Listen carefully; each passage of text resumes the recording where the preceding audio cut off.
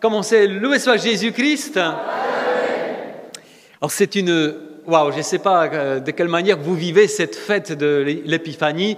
En tout cas, je voudrais remercier tout d'abord cette personne qui a écrit un commentaire pendant que nous célébrions la messe il y a peu, peut-être à Noël, quelque chose comme ça, ou peut-être hier, je ne me rappelle plus. Vous savez, sur Internet, il y a des personnes qui sont là connectées avec nous, qui sont avec nous, qui prient avec nous, le Seigneur. Et il y a une personne qui a écrit un commentaire en disant « Si vous voulez une messe catholique, allez sur tel site ». Alors, bon, on peut prendre ça d'une manière, de différentes manières. Je ne me suis pas fâché du tout. Je voudrais remercier cette personne parce que ça me donne du feu.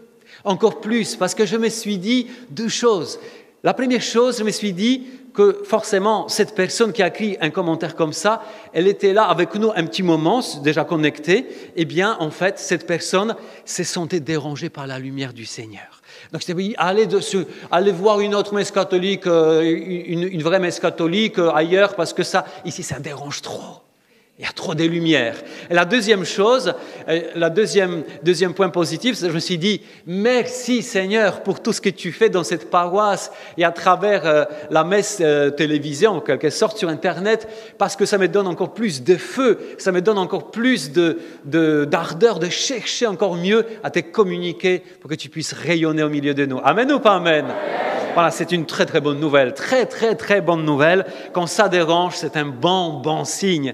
Alors merci Seigneur. Et justement, ces commentaires nous introduisent à fond, en plein dans la fête d'aujourd'hui. Alors tout d'abord, c'est la fête, comme je disais, vous le savez quand même, je disais au début, c'est l'épiphanie du Seigneur. Alors maintenant, il y a deux micros qui vont partir au milieu de vous, très vite là, vous vous déplacez. Je voudrais savoir, on va faire le sondage, le micro-trottoir, enfin c'est pas le trottoir, mais au milieu de vous, alors très très vite, vous réfléchissez pas beaucoup, qu'est-ce que l'épiphanie pour vous? Voilà, c'est un truc vite, pas des petits, du popcorn là, pouf, hein. Allez-y, ici je vois devant... La lumière, un autre mot. C'est la fête des rois. La fête des rois. Une autre. Allez. L'adoration. Encore un autre mot. La manifestation de Dieu. La manifestation de Dieu. Encore. La joie. C'est la joie du Seigneur. La joie. Encore. La galette. C'est bon, le micro-trottoir, merci. Merci, c'est bon. On va continuer. Alors, la galette, je me suis dit, il n'y a pas de gourmands dans cette église. C'est que je trouve que c'est pas vrai. Il y en a plein de gourmands, donc la galette. Très bien, merci Jérôme. Alors, tout cela est vrai. Tout cela est vrai. Mais par-dessus tout, l'épiphanie, c'est justement, trouve son sens dans cette manifestation de Jésus, mais pas n'importe quelle manifestation de Jésus comme lumière de toutes les nations. Amen ou pas amen? De toutes les nations, de tout le peuple, de toutes les religions, de toutes les ethnies, tout ce que vous voulez. C'est le même et seul Jésus qui était envoyé du ciel pour qu'il puisse descendre sur la terre, pour qu'il puisse naître, encore c'est le temps de Noël aujourd'hui, pour qu'il puisse naître dans une grotte de Bethléem et rayonner sur nous sa lumière surnaturelle. Amen ou pas amen? Mais oui, c'est une très, très bonne nouvelle. Ça me fait penser en même temps, cette personne, je ne sais pas, de la paroisse, ici, il y a quelques années déjà, qui m'a dit un jour, on parlait vous savez, des chrétiens qui sont persécutés au Moyen-Orient, dans le pays de l'islam, et notamment, donc, on disait, oui, il n'y a pas de tolérance religieuse, c'est pas normal. 2, le pauvre chrétien, minorité qui est là, il souffre quand même, c'est pas bien non plus. Et encore, 3e chose, cette personne me disait, cette paroissienne ou paroissien, me disait, mais mon père, mais c'est pas normal qu'il y a encore, même aujourd'hui, en 21e siècle, des missionnaires de protestants ou de catholiques qui vont là-bas, alors qu'ils savent que c'est un pays de persécution, et ils vont évangéliser, et comme ça, à cause d'eux, les chrétiens vont faire de nouveaux chrétiens, et ces chrétiens vont vivre la souffrance. C'est pas normal, Père, il faut arrêter. Il y a une certaine logique. J'admets qu'il y a une certaine logique, mais c'est une pas bonne logique. Si nous croyons, et j'espère que vous croyez, que Jésus est le sauveur du monde, que c'est Jésus que nous fêtons pendant la fête de l'Épiphanie, c'est le seul sauveur du monde et la lumière du monde. On ne peut pas dire qu'un missionnaire quiconque dans n'importe quel pays puisse faire du mal. Ce n'est pas possible. D'ailleurs, un missionnaire ne peut pas imposer la foi. Il la propose, il témoigne, et le Seigneur touche le cœur. Et si dans cette logique, dans cette première logique, si on se dit, bah oui, donc on ne va plus rien faire parce que là-bas on est persécuté, là on est persécuté, on est là persécuté, les chrétiens sont persécutés, ben, si cette même logique était calquée au premier temps du christianisme, à l'époque de Jésus, alors que Jésus vient, il n'est pas compris, il est crucifié, les apôtres, pareil, sont persécutés, ben, on ne serait pas aujourd'hui chrétien. Il y aurait dans cette église, il n'y aurait personne, et d'ailleurs l'église ne serait pas là, elle ne serait pas bâtie tout simplement. Parce qu'on sera encore dans le temps des paganismes, de divinités multiples, avec des sacrifices des animaux, des sacrifices des humains, voilà, parce qu'on serait encore là. Et du coup, nous sommes aujourd'hui dans cette merveilleuse fête des resplendissements, je pense qu'on dit comme ça, resplendissement, je pense que ça existe, ces mots en français, du Seigneur sur toutes les nations. C'est pourquoi la première lecture, c'était ça, c'était oui, bon, debout Jérusalem resplendit, très bien, pourquoi? Parce que la lumière du Seigneur est sur toi. Et après il dit, voilà, regardez, voici les ténèbres qui couvraient la terre, et la nuée obscure qui couvre le peuple, les nations, eh bien, ces ténèbres sont illuminées de la lumière qui vient du Seigneur, de Jérusalem, de Jésus. Amen ou pas amen? Mais ici, nous avons ces mystères de Jésus qui est vraiment, mais sérieusement, la seule lumière du monde. La seule vraie lumière du monde. Et là, Jésus, c'est pourquoi encore cette lecture dit après, oui, les rois vont marcher vers toi, oui, les nations vont marcher vers cette clarté. En fait, cette prophétie, comme je disais au début de la messe, ça y est, elle est accomplie avec la venue de Jésus dans le monde. Et encore, aujourd'hui, nous avons ces mots qui est venu, que cette lumière, aujourd'hui, pendant cette fête, on nous voit que cette lumière de Dieu qui est un peu cachée, qui est un peu, enfin, pas cachée, mais Dieu s'est révélé progressivement dans l'histoire du monde, eh bien, enfin, avec Jésus, cette lumière est révélée. C'est-à-dire qu'enfin, tout ce qui est un tout petit peu, bon, n'était pas clair vraiment, qu'est-ce que Dieu voulait faire, eh bien, avec Jésus, tout est clair. Voilà, c'est lui, le Sauveur. Voilà, cette lumière, elle est révélée maintenant, dit Saint Paul. Voilà, tout. Alors que c'était le mystère, c'est-à-dire c'était quelque chose d'intime. C'est le mystère dans la Bible, ça veut dire l'intimité de Dieu. C'était quelque chose de très personnel, très intime en Dieu. En fait, il est révélé. Il doit être là. Il doit être tout dévoilé devant nous, devant vous. Eh bien, et c'est pourquoi encore Saint Paul dit la même chose. Regardez, tout cela est révélé maintenant à ces saints apôtres et aux prophètes dont l'Esprit Saint. Ce mystère, dit Saint Paul, c'est que toutes les nations, encore une fois, toutes les nations sont associées au même héritage, au même corps, le corps du Christ, ça veut dire l'Église, au partage de la même promesse. La même promesse que Dieu a laissée dans sa parole, des promesses de bonheur, de guérison, des promesses d'amour. Tout ça, maintenant les nations accèdent. Dans le Christ Jésus, par l'annonce de l'Évangile.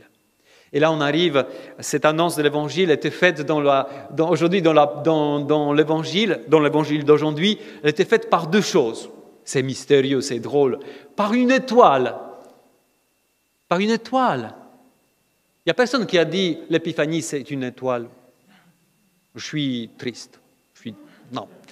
C'est une étoile.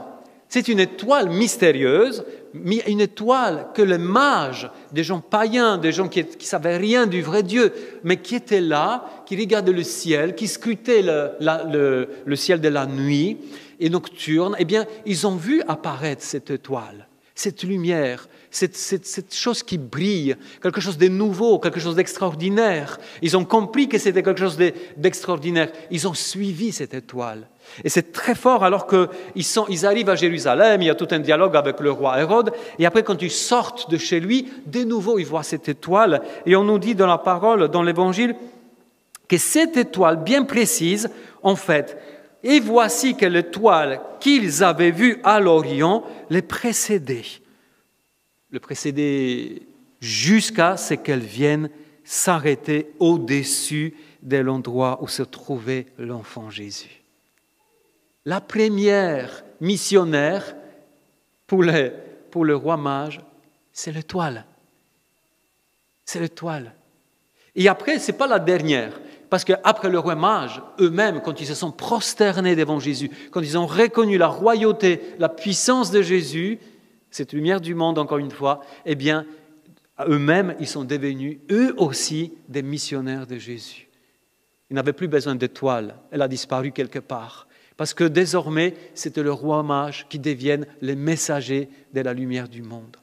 Et pour nous, aujourd'hui, c'est cette fête-là. C'est cette fête parce qu'on pourrait très bien confiner Jésus. Alors là, c'est le mot à la mode, c'est depuis 2 ans maintenant. Confiner, en anglais lockdown, ce que vous voulez. Bon, vous pouvez. Et nous aussi, parfois, nous les catholiques, on voudrait confiner Jésus. On veut confiner Jésus déjà à la fête de Noël. En dehors de Noël, il n'est pas né. Après, on voudrait le confiner à Bethléem, dans sa grotte. Bon, Jésus, tu ne sors pas, tu restes là-bas pendant toute ma vie et même jusqu'à l'éternité. Tu restes dans ta grotte. Tu restes surtout dans la Sainte Famille. Bon, déjà, moi, je ne suis pas Sainte Famille ni saint du tout. Donc, déjà, c'est joli de te voir dans ta grotte, mais voilà, tu restes là, c'est bien. C'est joli, la crèche là, à Saint-Roch, elle est illuminée, il a des lumières, là, c'est bien, reste. Donc déjà, on voudrait qu'il soit confiné là-dedans. On ne le permet pas qu'il vienne jusqu'à moi. Mais quand on permet à Jésus de venir jusqu'à moi, on dit, bon Jésus, merci pour la grotte de Bethléem, merci pour toi dans ma vie, mais reste seulement chez nous, chez les catholiques. On les confine encore dans notre église. Oh, quel malheur, quelle tristesse pour Jésus. Lui, la lumière du monde, la promesse de Dieu qui était destinée à tous, il se retrouve confiné par nous-mêmes, enfermé le pauvre. Mais Jésus, aujourd'hui, il nous parle, il casse toutes les fermetures, il casse tous les rideaux, toutes les fermetures qu'on voudrait lui mettre, et qu'on voudrait mettre, voiler la grotte, qu'il voulait voiler, oui, l'église catholique c'est bien, mais il ne faut pas trop parler de Jésus aux autres parce qu'ils ont chacun son truc, il ne faut pas trop froisser, mais tout ça c'est faux. Jésus est venu pour tout le monde. Amen ou pas amen? Alors je voudrais pour que vous allez me trouver, vous père, vous êtes un peu exagéré, vous, voilà, parce que là, on nous a dit jusqu'à maintenant que les chrétiens, que les catholiques, doit être la pâte dans la pâte le vin dans la pâte, le levain dans la, voilà, pas dire, c'est taire, ou juste, je voudrais vous citer un saint pape, Paul VI, il y a déjà un petit moment qu'il a dit ça, il a dit, ni le respect et l'estime envers les différentes religions, ni la complexité des questions soulevées ne sont pour l'Église une invitation à taire devant les non-chrétiens l'annonce de Jésus-Christ. Au contraire, elle pense, l'Église, que ces multitudes ont le droit de connaître la richesse du mystère du Christ, dans laquelle nous croyons que toute l'humanité peut trouver dans une plénitude insoupçonnable tout ce qu'elle cherche à tâtons au sujet de Dieu, de l'homme et de son destin, de la vie et de la mort, de la vérité. Waouh! Et encore il rajoute, parce que il dit, voilà, c'est sûr que le levain dans la pâte, c'est bien, c'est le témoignage de la vie, mais il va rajouter le plus beau témoignage se révélera à la langue impuissante. Tu vois, voyez ça, ça me fait rire, parce que si vous réfléchissez un instant, Tous ces gens qui vous disent, mais oui, vous témoignez par votre vie aux autres qui ne sont pas chrétiens, par vos actes, c'est déjà bon. Les gens vont se poser des questions. Mais excusez-moi, c'est vrai, mais excusez-moi, moi je connais des gens qui sont athées. Franchement, ils sont comme ça. Ils donnent aux pauvres, ils ont un cœur généreux, ils se donnent eux-mêmes à distribuer des choses dans la rue. Ils sont... Et alors?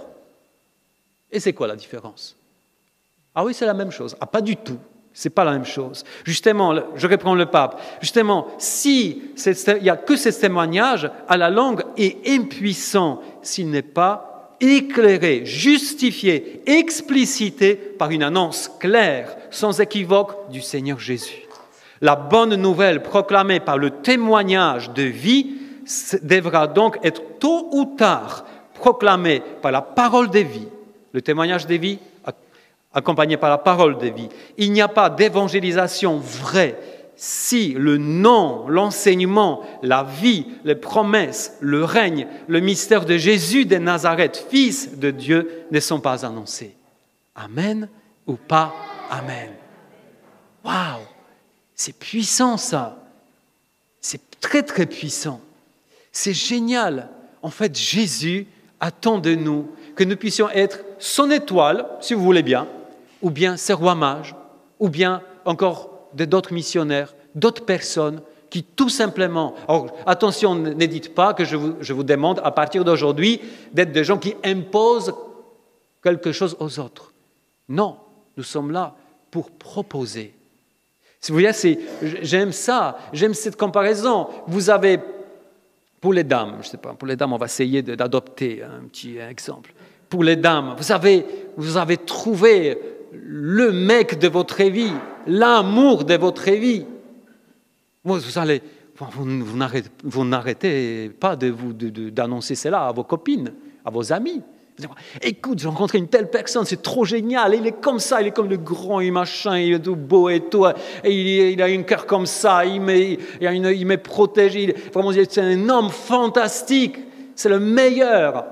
Il n'y a pas dans le monde un comme ça. Et pour les messieurs, on va essayer d'adapter. Vous avez acheté une super bagnole. Alors vous avez franchement, ça y est, vous avez économisé pendant des années, peut-être toute votre vie, votre Ferrari ou je ne sais pas quoi, rêvé, le modèle là, tout rouge ou tout noir, je ne sais pas. Et là, ça y est, quand vous vous retrouvez entre les copains, écoute, il faut le voir. Hein.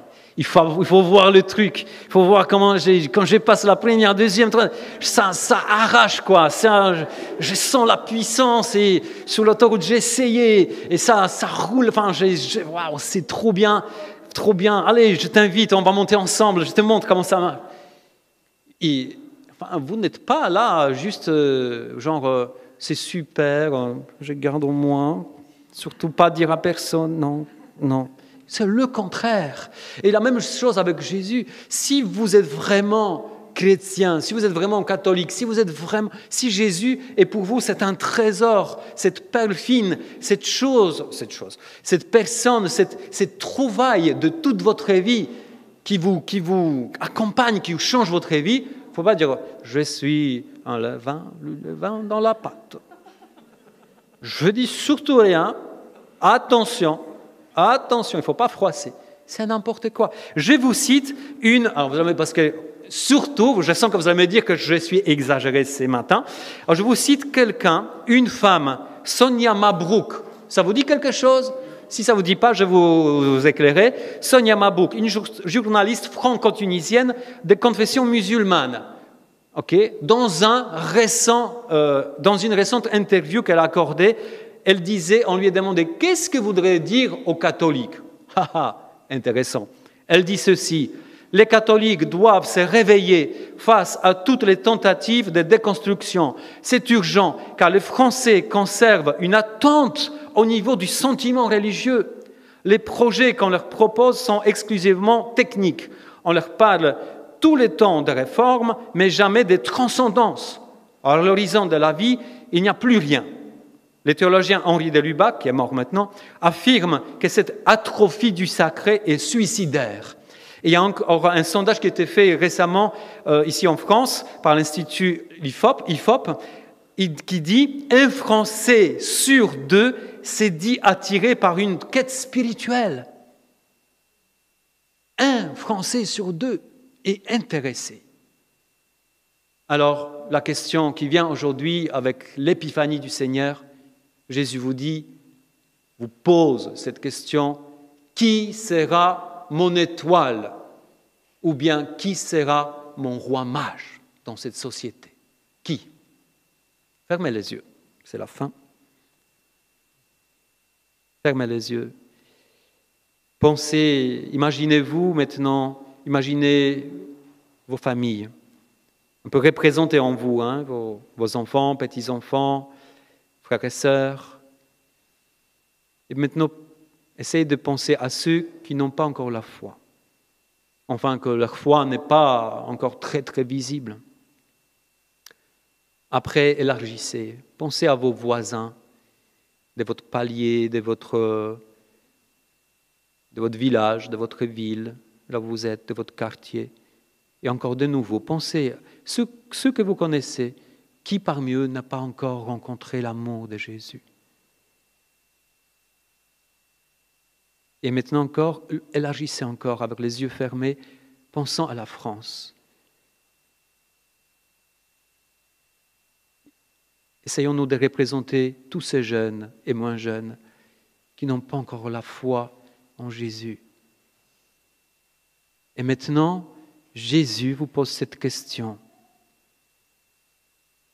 Qui veut être mon étoile dans ce monde? Qui veut être un de ces rois mages qui annoncent mon amour, ma lumière?